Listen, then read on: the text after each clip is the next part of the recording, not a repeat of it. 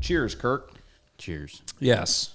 Another round of Frosty's Vanilla Root Beer, which this podcast is not brought to you by, unfortunately, but there is room for a partnership collaboration there. Frosties, feel free to reach out through all of all of our social media platforms. That's it. That's all there is. But no, I was saying I really like Elixir strings. Yes. There's Elixir strings that make a polyweb and a nano web. So for those, which is, I'll bet 99% of our viewing audience has no idea that Johnny and I are music junkies. Yes. So we've both been in bands. Yep. You were a lead singer. I tried. You succeeded. I saw a picture. Yeah. Dude, you were going for it, man. Yeah, that was in the college days. Yeah. And then we had another band once I got back because I was bored and single and like playing music. So why not start a band, right? Dude, I'm telling you, the best way to pick chicks up is just play guitar and sing. It helped the balding. Is there a better? Maybe there's a better way. I don't know. It was, yeah. I don't know. It's pretty cool to be able to pick up a 6-string and just sit down and go for it, dude. I love playing a 12-string. It's a whole different unique. level. Yes. Yeah, you got the 12 strings, you got the closed bodies, you've got of course, your electrics and all that jazz. And what was I going to say? There was one. So long story short, I don't know if you've heard of McPherson Guitars. So the owner of Matthews Archery, Matt McPherson also founded and started McPherson Guitars. And they're a very unique musical instrument. I mean, they're a guitar, but they have their own twist to them. The body style is different, and so on and so forth. And of course, you got your classicals and so on and so forth. But alas, I don't digress.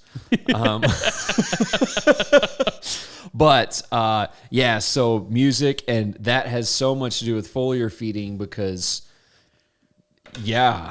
Well, I was just thinking, we talked about maybe there would just be an episode of me and you just talking about random stuff. And they're probably like, oh, this is that episode. Psych. This one's actually about foliar feeding. Yeah. But may talk about foliar feeding for 5 minutes and then like 30 minutes about, I don't know, nanoparticles in light travel. Sounds good to me. Let's give it a try. Okay. So we are well launched into the year. Farming. Planting is well underway, done in some regions of the country. Well, heck, you can row corn in some around here. I'm very happy about that. Yes. Anyway, so foliar season, wheat is here. Some done, some to go. The further north you go, obviously, stuff starts in the south and ends in the north. It's a beautiful thing. It's gorgeous. And so, I mean, dude, I was watching a guy on Instagram. His corn, it'll be tasseled in 3 weeks. Crazy. I know. I'll be spraying post-emerge at V4 in 3 weeks. Yep. And so, not quite. Yeah, somewhere in there. And then Minnesota, they're just starting to put corn I said in the we're ground. just going heavy now in my neck of the woods. Yeah. So obviously, it's crazy. It's not that much distance. It's amazing. Amazing the weather change. These are just so good. These are so freaking good. I love these things. That's all I'm going to say. It's good root beer. It's good. Yeah. So foliar feeding, I would say let's start at some, and you can talk. I've done a lot of foliar feeding at this point, so I have a lot of conversations with guys. I feel pretty confident talking about foliar feeding and just the basics that a lot of guys don't know. I mean, water pH is so huge, so huge. Yeah. So for foliar feeding applications on probably all crops, is there? I would say all crops. All crops, you want to be in the mid 5s to 6? Yeah. And I would say probably the closer to that 5.5 or slightly lower, the better. Okay. What pH is like not okay? Well, and I wouldn't even say not okay. It's just you may be wasting money. Is it? Because your efficacy goes down? Yeah, efficacy goes down, but then also, if it sits on that leaf and or just say it rains. Now it's no different than doing a wide drop application with a lot less pounds.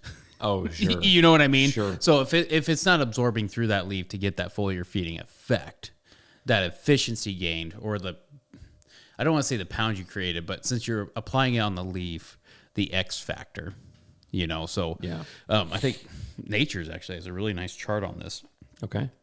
They say I think nitrogen was 7 pounds Per day. Well, 7 pounds of N is the equivalent of 1 pound foliar.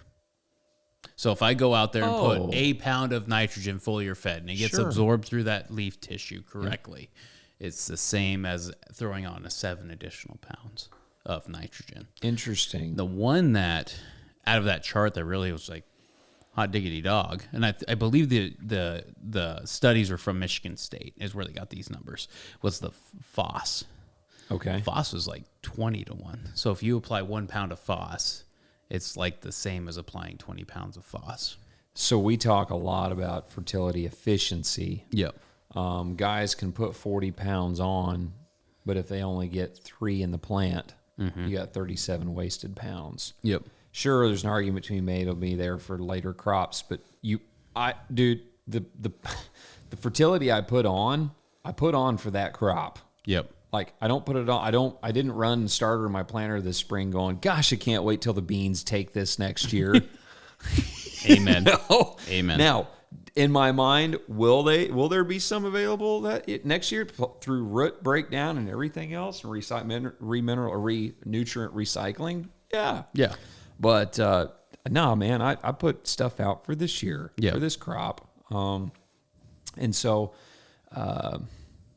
so pH is a big one. Efficiency, we talk about efficiency through the root zone, but efficiency through the leaf tissue. through the leaf tissue is also a big one. Yep. So we talk about FOS is not mobile hardly at all in soil.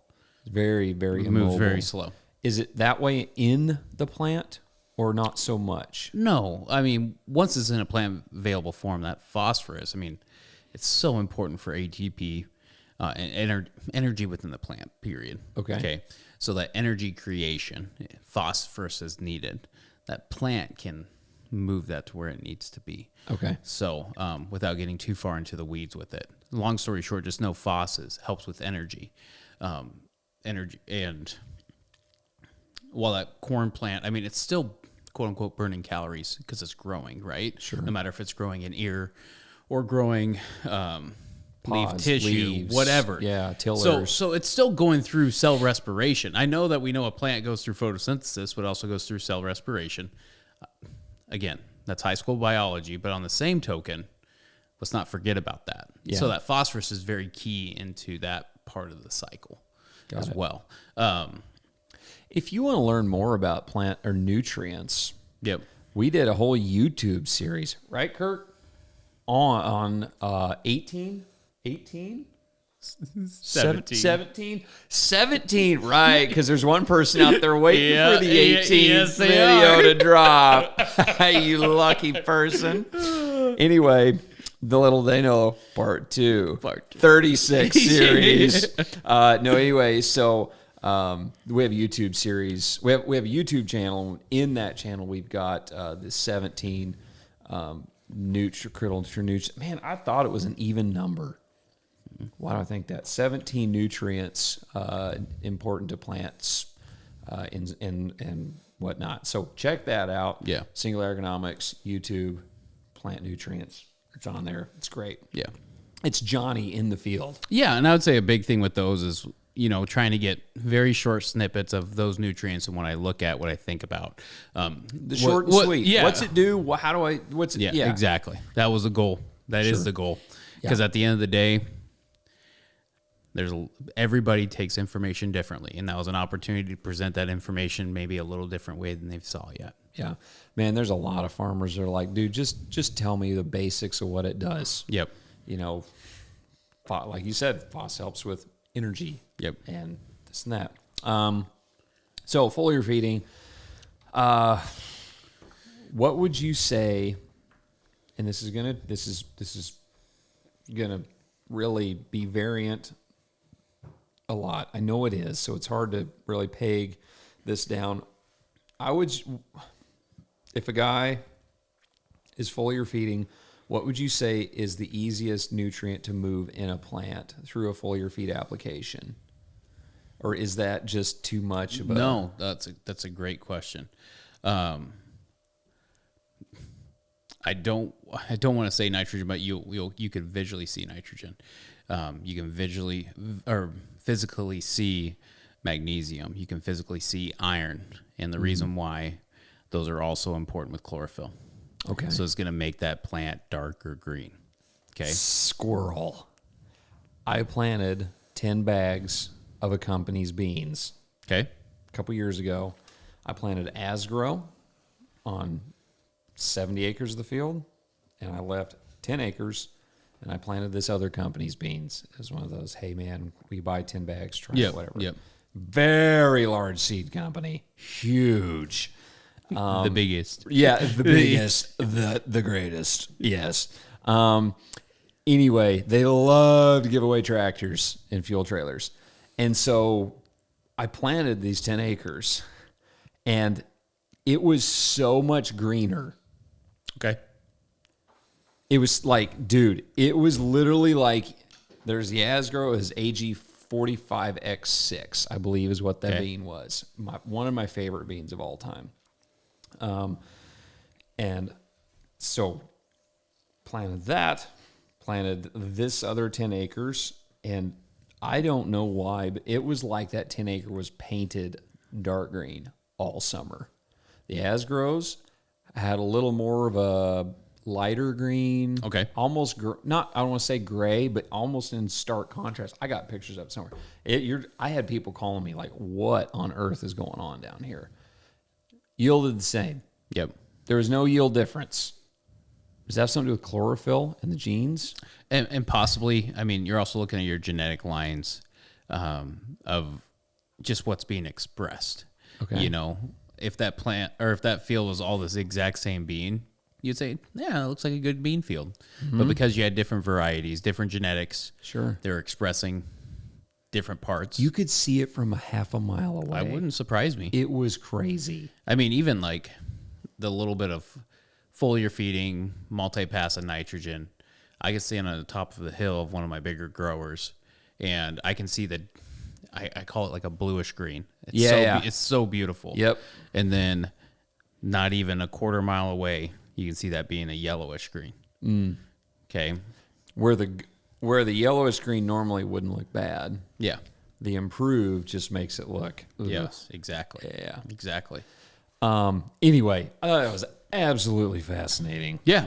I still don't have a field trailer, but it's okay. Was going to say foliar feeding. Yep. So, and it's different because we're doing a lot of work with melted urea. Yep.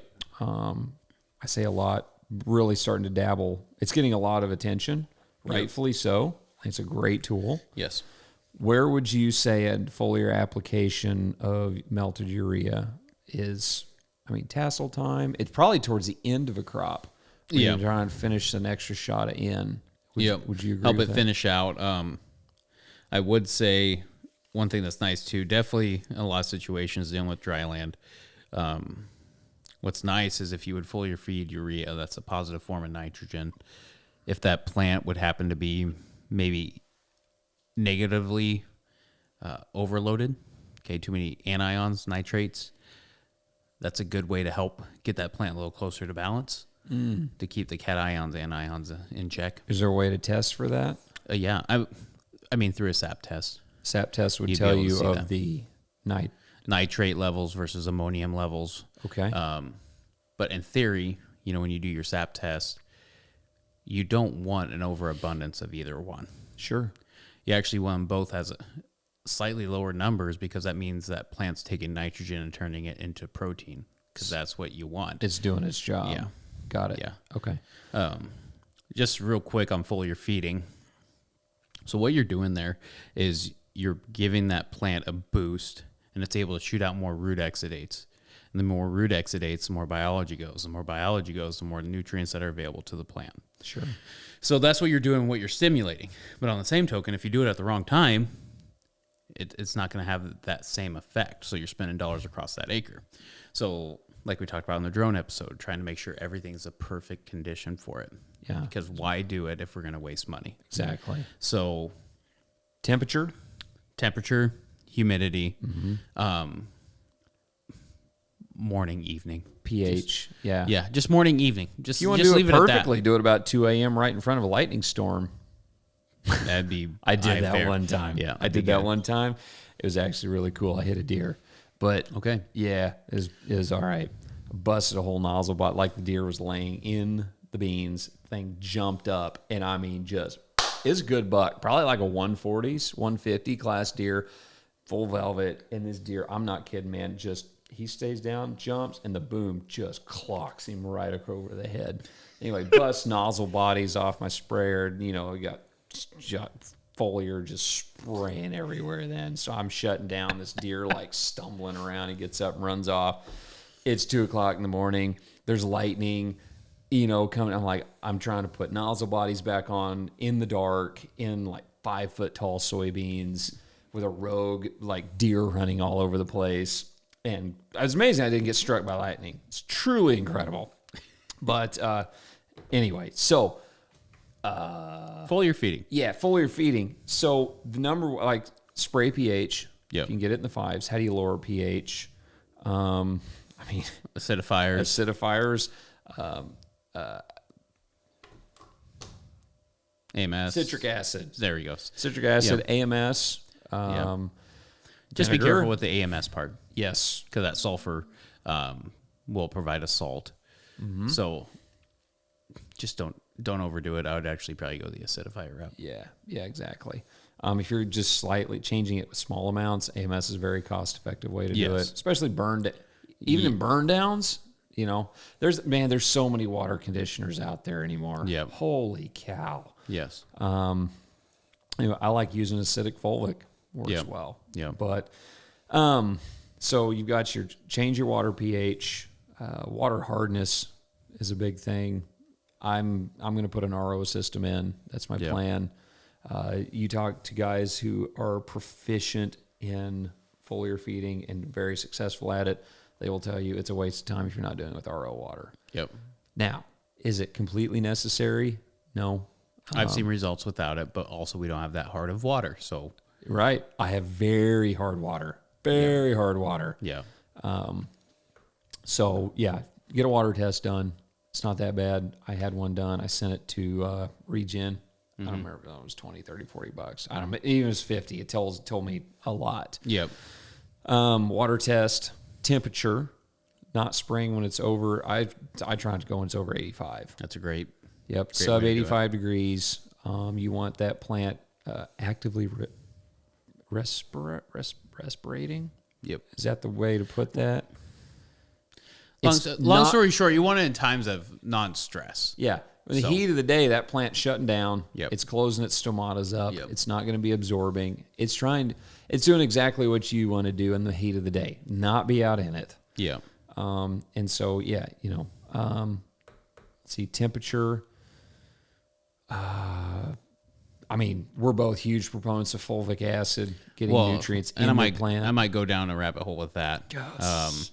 So like the fulvic acid. I'm not out. Game on. One thing I like about it, okay, so we think about what type of ions. We got cations and anions, positives and negatives, okay? The leaf surface is a negative. Okay. Okay, a lot of the nutrients that we're putting on the plant more times are a positive. Okay, you would say, well, it should attract, right? And it would just bind there. Well, there actually can be times where it gets over-complexed. Like it's not able to get absorbed as fastly as it could. So adding a carbon source. Okay, I would prefer fulvic for the chelation abilities and to help get it through that plant membrane, but it helps make that charge neutral. All right, guys, we're dropping multiple mini-series on YouTube going over crop management, farm management, all kinds of stuff on the farm. Yes. Lots of information. Check it out. It's good stuff. We'll see you there. And it turns out water is neutral. So it's able to penetrate through that plant membrane. Yep. Smoother. So I like fulvic there. I like sugar. If possible, I understand if you're doing a lower rate, you got to be careful. But having a little bit of sugar does help with feeding the phyllosphere or the biology on the leaf. So you are getting a jump there, but then also you're going to help the plant, intentionally or raise the bricks, which we'll talk about that. And I think that's probably, we talk about bricks, or people talk about bricks, and a lot of ways they do it is through foliar feeding. That's how they increase it. So maybe a natural segue to talk more about that here in a bit. But I think the last point of foliar feeding that I get to is just know that if your soil doesn't have the fertility below it and you try to foliar feed, you can make that plant thinks it has to go harder than it doesn't have the fertility to support it. Yeah. Now, with that being in mind, so pretty much NPK, we got to make sure our levels are good. Okay. Calcium, magnesium. Calcium works way better through the roots than it will through a foliar feed.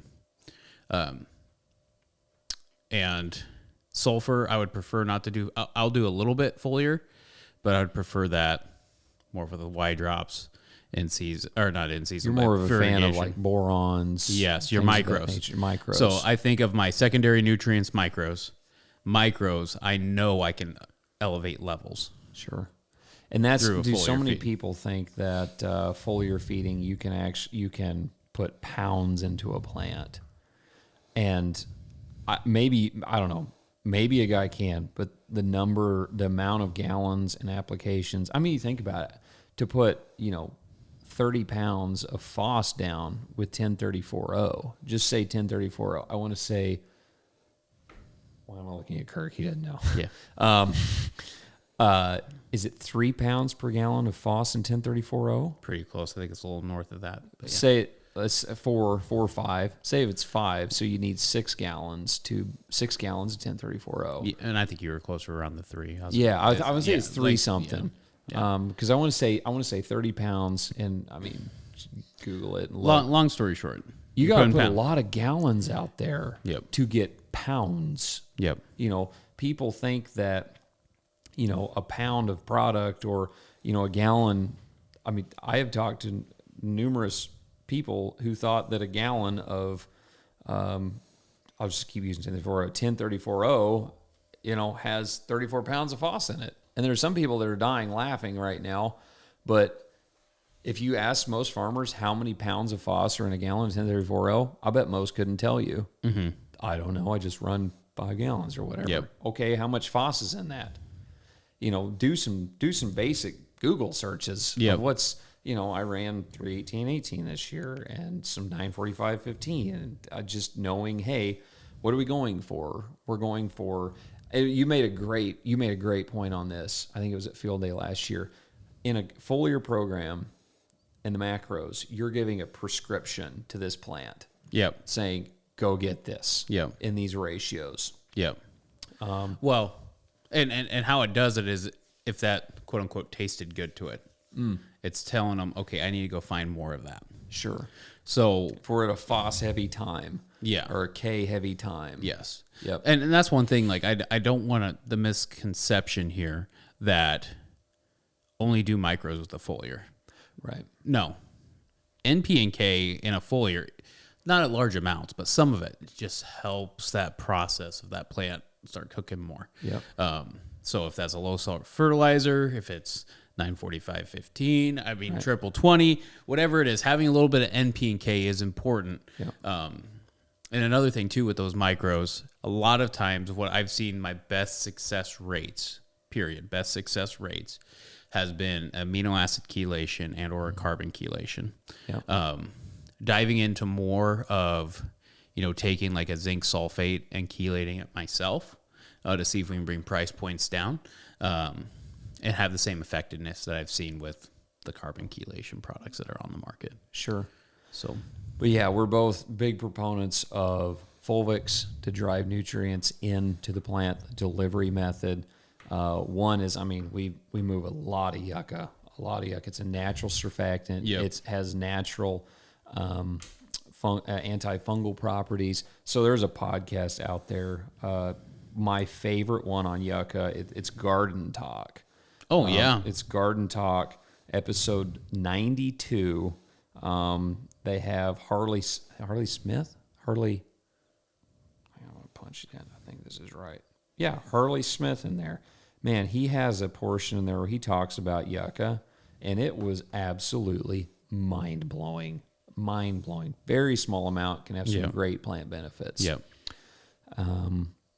Anyway, and so that's, it's, people talk about what we're applying. Man, I personally think it's more important to know how to apply it than necessarily what you're applying, because you can apply the best product on planet Earth. If your application method is not in check, you have high pH, hard water, it's hot out, everything else. Save the money. Wait. Yeah, wait. So. Well, and there's times you could use a foliar feed as a potential stress mitigation. Mm-hmm. Right? Yeah. But if you're already in the middle of that stress and now you're like, oh, I wonder if I should do it. No. Right.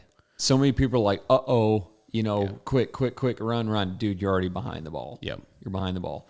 Can you mitigate some stress with knowing your plant hormone? Mm-hmm. Well, you can. But like, I don't remember who we were talking to, but they were talking, hey, if it's a drought time, do you really want to send a signal to a plant to go get a bunch of nutrients? I think we talked about that in a dealer meeting. I think it was. Yeah. Especially nitrogen. One guy goes, why would you trigger? Because nitrogen takes a lot of water to move it. Why would you tell the plant to go get a bunch of nitrogen during a drought time? Yep. So, just before you go and just throw stuff in the tank, think about your timing, delivery 100%. method. I like to use a foliar feed. I do like to mitigate stress, but at that time, I'm generally not doing much feeding. Mm-hmm. This is more helping the plant be more efficient with its water. Yep. It's respiration, things of that nature. Yep. And we're buying days. Yes. That's it. Yes. We're buying, is it 6 more days until our next marginal rain chance? Is it so on and so forth? But yeah, it's if you're just blindly doing it, man, there's some great information out there on how to apply, when to apply, things of that nature. I've learned a lot from the garden world on how to affect produce. Yeah. Because it's plants, you're moving levels in plants. And produce, I'm not going to lie, they're ahead of us. Oh, they're way ahead. Yeah. Way ahead. Because if it doesn't taste good, you're buying it. You know what? That is a great segue into bricks. Boom. Sugar. Yeah. Yes, it is a plant's sugar content. Crap. I don't want to send that. Not to that guy. So bricks is plant sugar content. There's numerous books. Arden Anderson, Autonomy of Life and Energy. It's a very short read. It has charts in there talking about bricks and different levels within those bricks or within those plants and where they should be at. One thing to know when they're talking about bricks, Thomas Dykstra does a phenomenal job on YouTube. There's numerous series that he's on, but take a moment, listen to his bricks talks, and he talks about how certain levels trigger certain insects coming into your plants because of the lower bricks. And all you need is a garlic press and a refractometer. You can get a garlic press from Pampered Chef if you want to spend some money, or you could go to the local grocery store and probably find a garlic press. Then take that leaf in through that garlic press it to get the juices, put it on a refractometer, which you can get for under $200. And then you can start reading levels. But the moment you're above 10, okay, things start looking pretty good comparatively. Of course, if you get to 14, you probably don't have to worry about insects anymore. Okay. So Because insects can't digest sugar. Is that as well? As well. Yep. Yep. Now It's kind of like feeding a mouse pop. there's those dang grasshoppers that don't follow the rules. Fish bait. You just need a young son that's obsessed with fishing. Yeah. But no, that does kind of break it down. But tying in foliar feeding and that jazz, so you can actually test to see if your foliar feed is going to be good for that plant. Okay. Because it'll increase that Brix level. Oh, sure. Yeah. Okay. So what I would do is if a person's wondering, hey, should I go out there and spray this? Go find a plant first thing in the morning, have your little spray bottle ready, go spray 3 or 4 plants in that field. Come back that evening, and then the next morning and do a Brix reading again. If those numbers increase substantially, that means you're doing something good. Interesting. Yeah. Okay. I like sugar. Oh, time out. Rewind. Okay. Just a heads up. If you're in very droughty conditions, you can have a false high Brix level. Yeah. Because the lack of water makes it more concentrated you'll with also the sugars. have low K levels in your sap tests. Yep. That's what I've noticed in my drought years. Yep. Low K. Guys are like, I can't get K in my plant. Well, it's the water nutrient. Yep. So Yep. it kind of makes sense. Yeah. But that Brix does help a lot. When you see the charts in a lot of books, just remember that's the fruit. Okay. That's the fruit itself. Sure. So like I want to say like sweet corn was like 20 or 22 is like excellent level. Okay. I think the highest I've ever seen in my life is 18 in an ear. Wow. But you can taste a low Brix versus a high Brix plant. Oh, I totally believe that. Honestly, like if it's one of those things, like if you had a high Brix apple, you might be able to eat that apple, and that's like, yeah, that's going to tide me over. Yeah. Kind of deal. Sure. Foliar feeding. I'm trying to think. Coverage. Mm-hmm. How important is coverage in foliar feeding? I mean, of course. We just come off a drone podcast. Yeah. Where I mean, 2 of course. gallons an acre. Yeah. Well, Yeah, I but- think you can still get stimulation there because of the absolutely. concentration level. Like, I'm not worried about that at all. Sure. We're going to do a podcast with some guests, hopefully in the not too distant future, about concentrations, because that's a whole world that I think farmers have no idea about. That different dilutions, same rate per acre, at different gallons per acre delivery method can entirely change the response or efficacy of the product, even though the amount per acre was the same. Well, I even go with the drones when we're doing pasture spraying. Why does my drone at a 2.5 gallon an acre rate of graze on Sure. seem like it can knock some stuff on its butt when I go back there and actually do the right rate with a 4-wheeler sprayer, and for some reason it seems like those come back easier. Right. I'm not saying that's every situation, but why? Right. So Yeah. also use fulvic in that herbicide, and I can tell within 3 days. Sure. But that should have been said on the drone podcast, so my bad. I think we did. We did talk about fulvic on the Okay, drone, bro, I good, guess. Yeah. good. Anyway, so I put sugar in every foliar pass that I do. Stop, rewind. Okay. So we were talking about Brix, sugar in the plant. Yes. Okay. Now we're talking about application of sugar. Application of sugar. Yes. There's a lot of good sugar products out there. Yes. I know a lot of guys that have tried going to Walmart and buying 50-pound bags of white granular sugar. Yep. Problem is, what I was told is that white granular sugar is cooked to over 600 degrees. It's not the most perfect thing to do, but on the Sure. same token, if there's no other option, it's a good way to move forward. Yeah. Yep. I would prefer brown sugar. Brown sugar. Sure. And so, knowing your sugar sources, running a good one if you can, if the dollars are there. Well, I get to the logistics too, pumps, all that jazz. Oh, yeah. I mean, not gonna lie, if you get molasses, great product. Yep. very good for soil health, Yep. but It's a mess. it's a mess. It's a mess. You know, But yes. Plus you get a little sulfur. Yeah, you get. I mean, You get- molasses has a lot of good benefits. well, you get different types of nutrients, micros within that as well. Something I did not know is that there are many different forms that molasses is made from.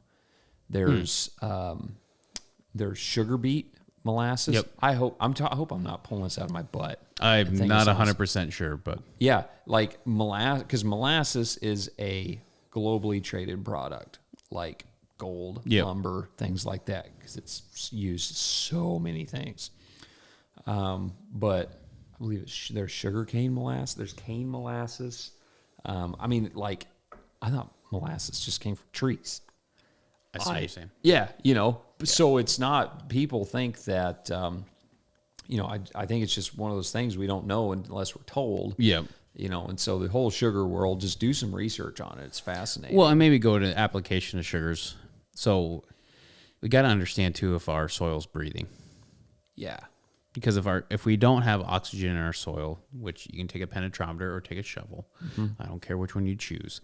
But if you're not able to get that down, and you don't have at least 6 inches of breathable soil, okay, what we could be doing is feeding more anaerobic biology.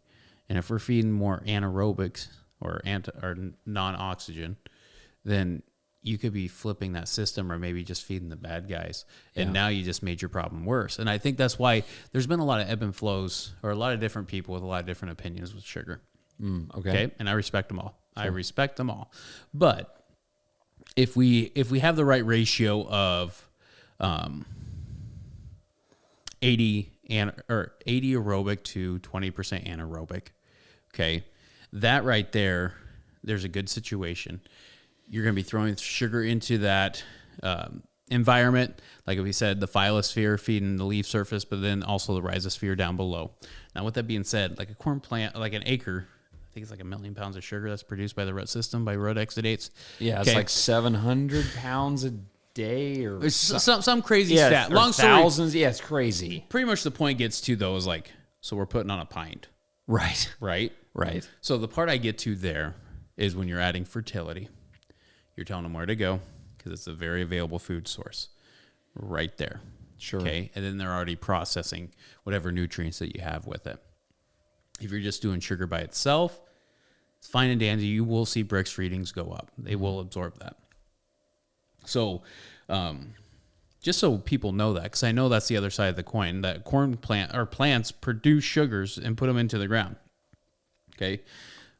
So why are we doing the pound rate? Or what I do is I always put a pint on every time I go across the field. Yeah. The reason why is just for a little stimulation, give it a little spike, and keep letting Mother Nature do its thing. Yeah. Just helping it out. Sure. So It's we want to make sure that we aren't overdosing everything, because it's, gosh, man, if a pint's good, a quart's got to be better. If ounces is good, then many ounces is better. Especially in a year where margins are tight. Man, if you're making an application, if you've decided to go ahead and do that, let's line up all the cards we can, the best we can, for you to get, not only, if you're only getting your money back, don't make the application. We want to see a net positive here. If I'm spending $1, I want $2 back. yeah. Well, I mean, the common theme within the industry is if you're spending $1, you want 3 back. I would love that. But I also think we got to be realistic that if we're at least getting an additional $1 back. Scott and I were talking about this last night. We're talking about a product that's on the market right now. It's very popular at the seeding time, and it's return of 4 bushel an acre, but it doesn't say how many bushel it costs to apply it. Yeah. Wouldn't that be, Amazon was going to put the increased cost of tariffs on every item. Wouldn't that be cool in agriculture? It wouldn't be cool for a lot of the companies, but your increased cost or your increased bushels per acre and then bushels cost to pay for product. Yep. They only list bushels increase. Yep. They don't put bushels required for application. Well, and that's one of those things. If you don't have the tools in the toolbox to go across that field, which I'm not saying nobody doesn't think about this. I think everybody thinks about it. Is what is application cost for having somebody do that? Oh yeah, it's not cheap. I mean, those are the economics. I'm not gonna lie. A lot of the stuff we do around Ord, the time we're doing foliar feeding, is the stuff that's been proven. Yeah. Like experiments. That's why I like the drones. I'll do it on 10 acres. Yep. We'll see if it works. Sure. I always tell them if we can see it on the yield maps, that's all we need to know. It's a full send. Yep. Yeah. So we don't have time, but we've actually, the YouTube channel, we talk about tissue testing. Yep. Quite a bit. Yep. Because tissue testing is another one that we can dive into at another time, but knowing how to foliar feed based on past tissue tests. Yeah. Using a compilation in history that, man, the sap and tissue tests I pulled this year are most likely going to tell me how I did with the information I gleaned and applied to this year. Mm-hmm. Obviously, we have weather changes, things of that nature, but it's amazing to see trend lines. Yes. Using those, and because I chronically I have low K levels on a couple of farms. We're doing things to adjust that, and supplement that. But knowing that going in, it tells us a lot of, hey, this is already an issue. Let's see, and then we can watch things from there or apply things of that nature. Well, it's one of those things. If you're ready to start doing that foliar feeding, fantastic, full speed ahead. With that in mind, if you're thinking to yourself, what can I start doing today to maybe help me in the future, is starting to get a trend line. Yeah. I do think having SAPs is nice to have. So if a person was going to do that, maybe just to be budget conscious, do like one at V6 and one at tassel. Yep. Or a person could say, maybe I'll do tissue tests until tassel, and then do a SAP at tassel and like R4. And then a grain test. And then a grain That's test to see what you totally work with this year. Yeah, exactly. For nutrient removal. Yeah. So anyway, we don't digress. Alas, we do not digress. Yeah. But anyway, so yeah, that's another one down on foliar feeding. Just the kind of the reminders to guys, things to look at. Any last words? When I think about foliar feeding, okay, think about an operation. Maybe there's one field you go whole hog on. Maybe 25% of the acres you do 2 passes on. Maybe 50% of the acres you do 1 pass on. If you could do 1 pass on corn, I could argue that one all day long. I would say, what's your yield limiting factor? In your situation with K, yours is going to be probably that V5 time frame. Okay. Or before the rapid growth stage. Yep. Also know that you can overstimulate a plant. Yeah. Because every time you go in there with a foliar feed or a plant hormone or something like that, that plant has to rebalance, and that usually takes around 10 days. Okay. So I'm not saying it takes 10 days for it to get to balance. Sure. So you want it to feel normal for a while before you do it again. Okay. Right. So just know that as well. I mean, you can overdo it. You don't see any yield gain. You're actually doing what you needed to do. It just happened too often that the plant lost yield because it was always trying to rebalance itself instead of focusing on grain. Yep, for sure. Beans, same thing. Beans. Depends on the crop, so everything else. My honest opinion on beans, I think we are spending way too much money early on beans. Got it. I in pivot country where I'm at, I really think we should be pushing our fertility dollars from R2 on. Got it. Okay. Personally. Cool. Personal opinion by Ferentz Agronomy. Do your own testing on your own acres and see what works best for you. Don't do it whole farm. Do a few acres. Try it. Try it on your good ground. Try it on your bad ground. I have learned more from my bad ground than I have my good ground, because bad ground, we can usually impact it more. Yeah. We can swing that needle. It's easier to find 10 bushels in the bad ground. Oh yeah, it is. That's right. And bad ground's usually cheaper to get a hold of. It's amazing, mate. What if we could? What are the odds? We did a podcast where what if we could raise our production by 10 or 20% on all of our bad acres instead of 10 or 20% on all of our good acres. I have more bad acres than good acres. Yep. I think most farming operations don't say, man, all my dirt's a 10 out of 10. There's not many. No. And so, that's, I don't know. We'll have to dive down that another time. The quote, more impactful acres by application. Yeah. So anyway, cool. Awesome. Kurt, you got anything you want me to say? Nope. Okay. That's over that. And out. Cheers. Thank you. That man, these things run out fast. Yes, they do. It's unfortunate. It's so all right. Over and out. We're gonna go play guitars now, and y'all have a good one. Sounds good. See y'all. Guys, thanks for watching the content so far. If you would like to see more, be sure to subscribe to our YouTube channel. We've got all the full-length podcasts, other video information, tutorials on there. Also on all the major podcast platforms and social media sites, Facebook, Instagram, TikTok, etc. So if you like this, go ahead and check more out on all those platforms.